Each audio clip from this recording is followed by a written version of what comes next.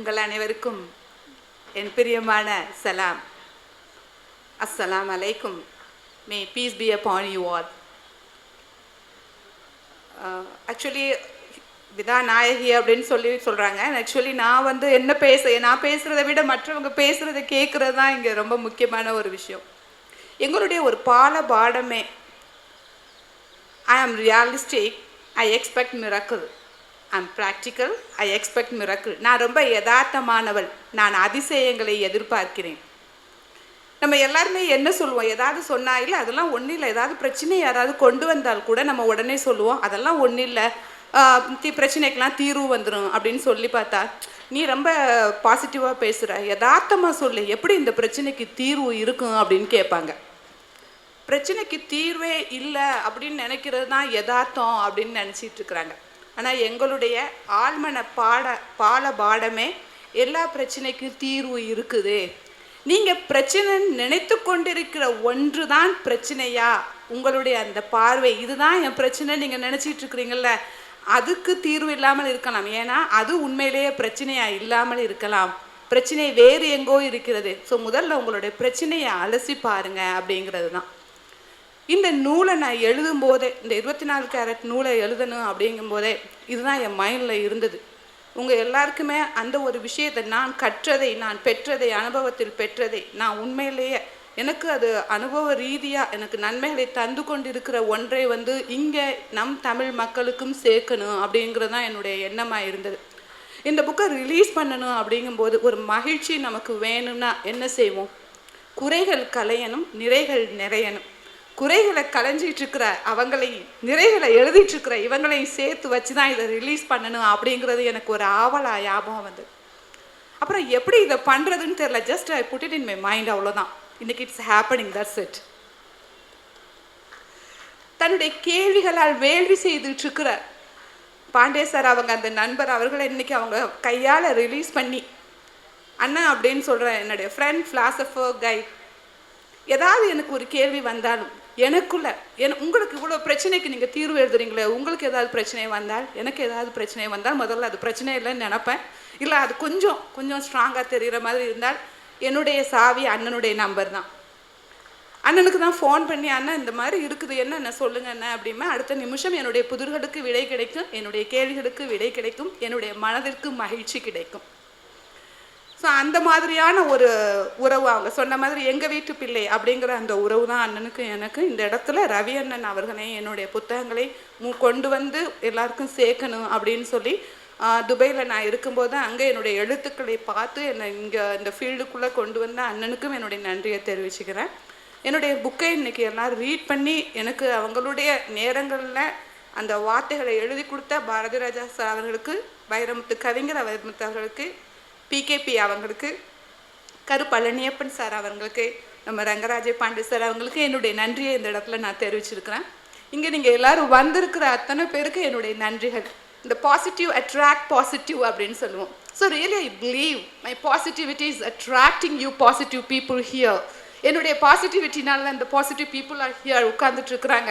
So நேர்மறை சிந்தனையாளர்கள் நீங்கள் அப்படிங்கிறதுக்கு 2 கருத்து இல்லை. உங்களுக்குள்ள எங்கேயாவது நேர்மறையான சிந்தனைகள் இருந்தால் ஒரு விஷயத்தை மட்டும் இங்கே சொல்லிக்கிறேன். நான் நினச்சிட்டு இருக்கிறோம், நம்ம மற்றவங்க பேசுறது எல்லாரும் சொல்லுவாங்க 2 காதுகள் திறந்து இருக்குது, மற்றவங்க பேசுறது அப்படியே காதுக்குள்ளே போகும் அப்படின்னு சொல்லுவாங்க. இங்கே தான் ஆழ்மனம், எங்களுடைய பாடம் இங்கே தான் மாறுபடுது. நம்முடைய காதுகள் திறந்திருந்தாலும் நம்முடைய மனதில் ஒரு சிஸ்டம் இருக்குது, அது ஃபில்டரிங் சிஸ்டம். அந்த ஃபில்டரிங் சிஸ்டம்க்கு பேர் டிடிஜி, அதாவது டெலீஷன், டிஸ்டார்ஷன் அண்ட் ஜெனரலைசேஷன்.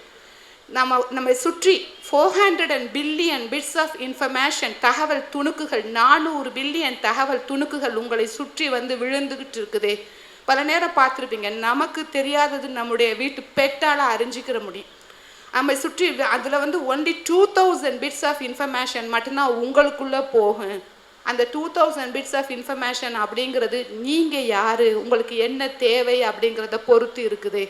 சிம்பிளாக சொல்ல போனோம்னா, ஒரு சூப்பர் மார்க்கெட்டுக்கு போனீங்கன்னா அங்கே எல்லா விதமான பொருட்களும் வச்சுருப்பாங்க.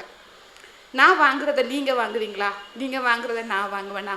என்னுடைய தேவை என்ன, எது எனக்கு விருப்பமோ அதை தான் நான் வாங்குவேன். உங்களுடைய தேவை என்ன, உங்களுக்கு எது விருப்பமோ அதை தான் நீங்கள் வாங்குவீங்க. மற்ற எல்லாத்தையுமே நம்ம மனது வந்து அப்படியே டெலீட் பண்ணிடும். அதனால தான் ஒரு விஷயத்தை பார்க்கும்போது, இப்போ இந்த ஒரு விஷயம் நடந்துட்டுருக்கிற இடத்துல இதை நண்பர் அவங்க பாண்டே அவர்கள் வந்து அதை வேறு ஒரு கோணத்தில் ரிசீவ் பண்ணுவாங்க. அண்ணன் லேனா அண்ணன் வந்து அதை வேறு ஒரு கோணத்தில் ரிசீவ் பண்ணுவாங்க. நான் வேறு ஒரு கோணத்தில் ரிசீவ் பண்ணுவேன். ஒரு பேப்பரை படிக்கும்போது ஒரு பெரும்பாலும் சில பெண்கள்லாம் அங்கே ஷாப்பிங் பண்ண நினைக்கிறவங்க எங்கே சேல் போட்டிருக்குதுங்கிறதுல கவனமாக இருப்பாங்க. எங்கே அரசியல் நடக்குதுன்னு ஆண்கள் பொதுவாக கவனமாக இருப்பாங்க. தனக்கு பிடித்த பொருட்கள் எங்கே இருக்குது அப்படின்னு சொல்லி இந்த குழந்தைகள் கவனமாக இருப்பாங்க. இந்த மாதிரி தான் நம்முடைய system deletion, distortion and generalisation சொல்லி என்ன பண்ணுது, ஒவ்வொரு விஷயத்தையும் அணுகும்போது அப்படி எடுக்குது. ஸோ ரொம்ப சுருக்கமாக இதை நான் சொல்லணும்னா, எப்போதாவது உங்களுக்குள்ள ஏதாவது நெகட்டிவான விஷயங்கள், யாராவது இப்படி பண்ணுறாங்களே, இப்படி செய்கிறாங்க, எனக்கு மட்டும் ஏன் இப்படி நடக்குது, எப்போதுமே பிரச்சனைகள் தானா எனக்கு அப்படின்லாம் வந்தால், அந்த மூலப்பொருள் உங்களுடைய சிஸ்டமில் எதையோ டெலீட் பண்ணுது. உங்களை சுற்றி நடந்து கொண்டு இருக்கிற நல்லவைகளை டெலீட் பண்ணிவிட்டு ஏதோ உங்களுக்கு பிடிக்காத வேண்டாத விஷயங்கள், உங்களுக்கு இஷ்டமே நடக்கவே கூடாதுன்னு நினைக்கக்கூடிய விஷயங்களை எடுக்குது. ஏன்னா மனசு என்ன நினச்சிக்கிறோம்னா, இந்த விஷயத்தை எடுத்து சரி பண்ணி விட்டால் நம்ம நல்லா நிம்மதியாக இருக்கலாமே அப்படின்னு நினச்சிக்கிறோம். அதனால அந்த மாதிரி எடுக்குது. ஆனால் உங்களுடைய பேஸ்மெண்ட்டே நீங்கள் சரியான முறையில் வச்சுருந்தீங்கன்னா, உங்களை சுற்றி இருக்கக்கூடிய இடத்துல என்ன இருக்குதுங்கிறத பொறுத்து தான் தேனீக்கள் வருவதும் பட்டர்ஃப்ளை வருவதும் வேண்டாத சில இன்செக்ட்ஸ் வருவதும் இருக்குதுங்கிறத நீங்கள் புரிந்து கொண்டால், நீங்கள் உங்கள் வாழ்க்கையில் எதை அட்ராக்ட் பண்ண போகிறீங்க, எது உங்களுக்கு வரணும்னு நீங்கள் நினைக்கிறீங்க, நீங்கள் விக்டிமாக வாழ போகிறீங்களா இல்லை விக்டோரியஸாக எனக்கு ஐம் அ பிளஸ்ட் லைஃப், என்னுடைய வாழ்க்கை சந்தோஷமானது அப்படிங்கிறத நீங்கள் கொடுக்க போகிறீங்களாங்கிறது அதில் தான் இருக்குது. இந்த டிஸ்டார்ஷன் அப்படிங்கிறது என்னென்னா, நம்ம என்ன சொன்னாலும் அதை மேனிப்புலேட் பண்ணுவோம். எனக்கு இப்படித்தான் நடக்குது, எனக்கு அப்படித்தான் நடக்குதுன்னு மேனிப்புலேட் பண்ணுவோம். ஜெனரலைசேஷன் எனக்கு எப்போதும் இப்படித்தான் நடக்குதுன்னு மேனிப்புலேட் பண்ணுவோம். ஸோ அந்த நேரத்தில் நம்ம என்ன செய்யணும், முடிச்சுதான், அந்த நேரத்தில் நீங்கள் எப்போதுமே ஒரு விஷயத்தை மட்டும் ஞாபகம் வச்சுக்கொண்டு, எனக்கு எப்போதும் நன்மை தான் நடக்கும்னு மட்டும் ஞாபகம் வைத்துக்கொண்டால் நிச்சயம் நம்முடைய வாழ்க்கை நன்மையாகவே இருக்கும். நானே ஒரு உதாரணமாக சொல்லி காமிச்சிட்டேன் உங்களுக்கு. யார் ரிலீஸ் பண்ணணும், யார் வாங்கணும்னு நினச்சேன், அதே எனக்கே நடந்திருக்குது. அங்கே தோழி சொன்ன மாதிரி இன்றைய நாள் இது நடக்கணும்னு நினச்சேன், இன்றைய நாள் உங்கள் முன்னால் எல்லோரும் முன்னாலே நடந்திருக்குது. ஸோ வஸ்ஸலாம், நன்றி.